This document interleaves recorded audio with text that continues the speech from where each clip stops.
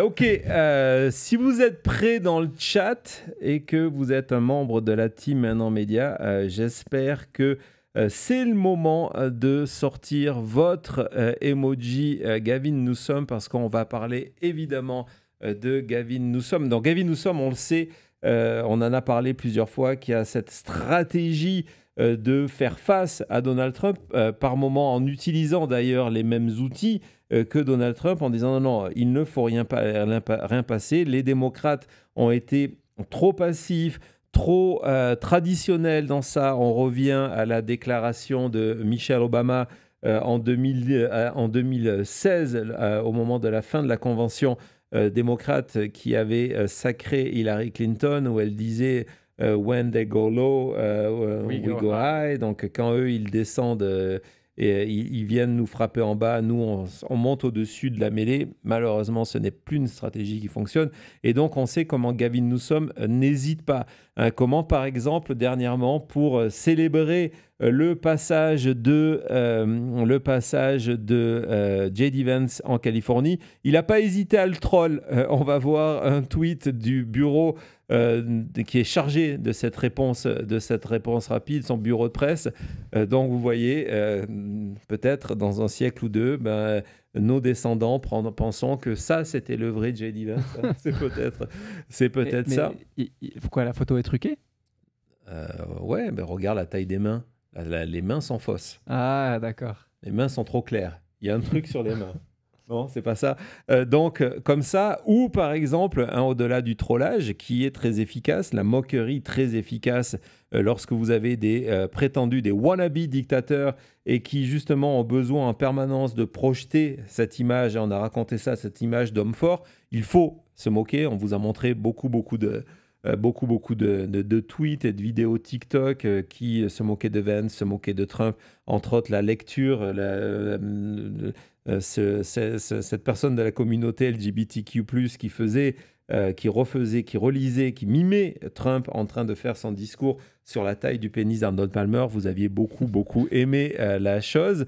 Mais c'est aussi dire quand il y a de la désinformation, c'est de ne laisser planer aucune place au doute, parce que le doute, après, vient envahir les esprits. Et donc, par exemple, c'est d'expliquer, lorsque quelqu'un publie ce tweet qui est repris pour expliquer qu'il a gracié, la seule personne qui a gracié des gens qui ont été condamnés pour violence, c'est bien Donald Trump avec le 6 janvier 2021, soyons clairs.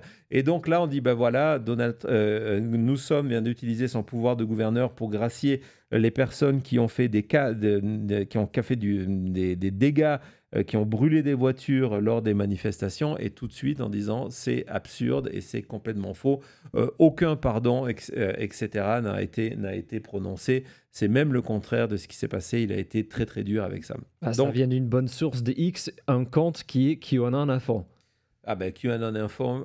Q the Storm.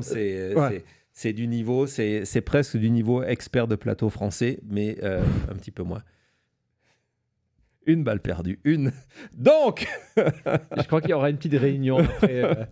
Donc, il y a quelques jours, vous avez peut-être vu passer ça dans les journaux, Gavin Newsom a décidé d'attaquer Fox News devant les tribunaux. On va voir, de les poursuivre pour diffamation et de demander 787 millions de dollars. Alors 787,3. Pourquoi ce 787,3 ?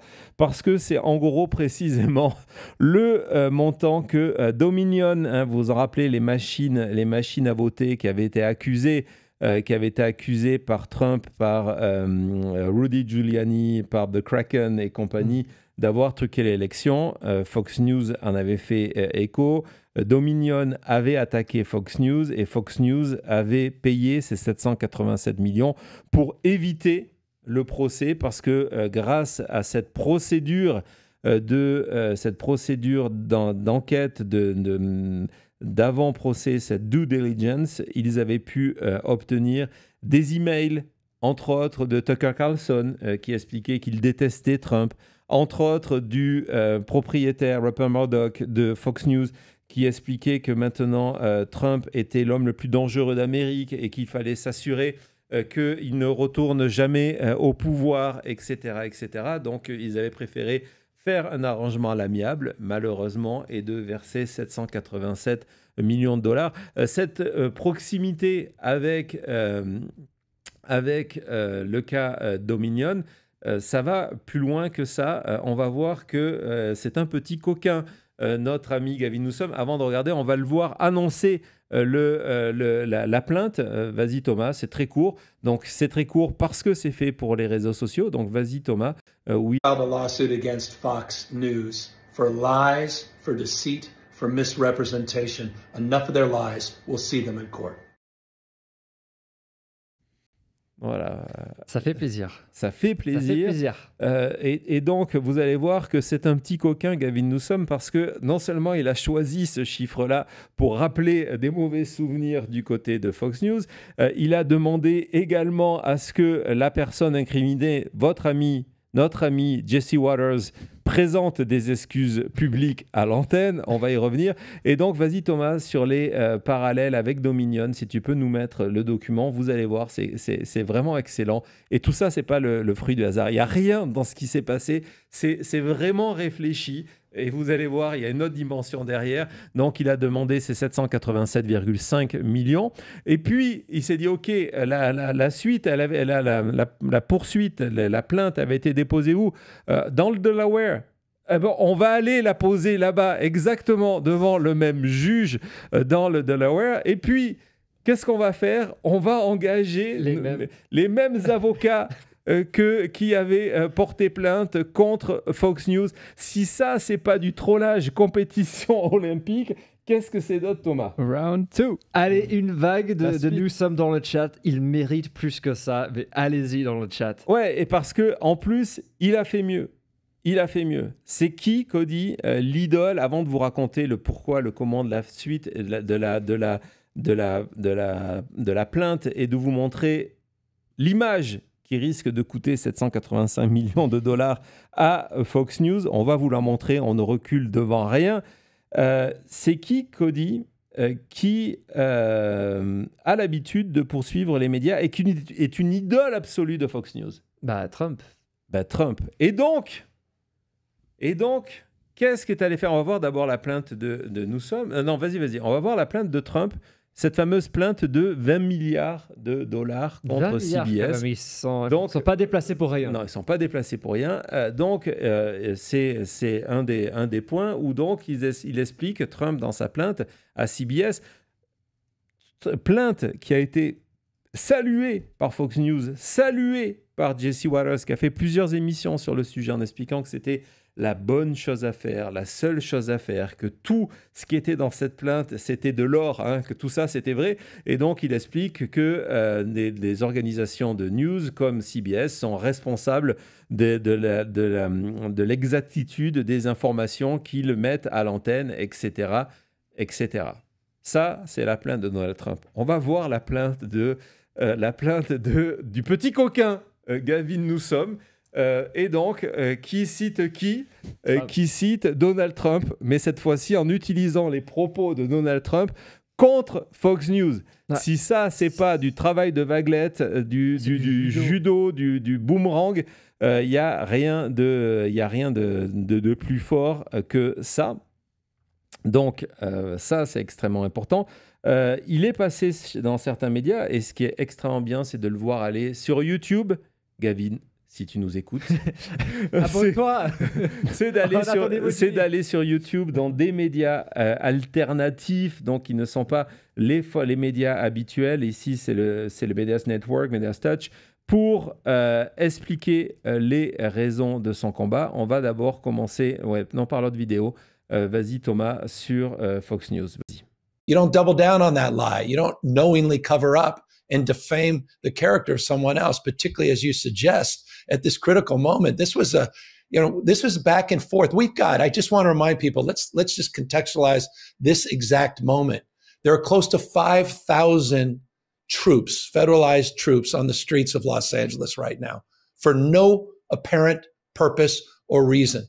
Thousands and thousands of them just sitting around for pure theater over the objections of the governor. They've been taken off the beat as local law enforcement. They've been pulled off the border where I had directed them to address the issue of counter narcotics and fentanyl interdiction. They've been pulled out of the wildland urban interface, meaning the work that they were doing. Hundreds of these National Guardsmen were protecting us from this year's fire season. They've been pulled off for Trump's folly. In the middle of all this back and forth, it's right to have the question, when did you talk to the governor?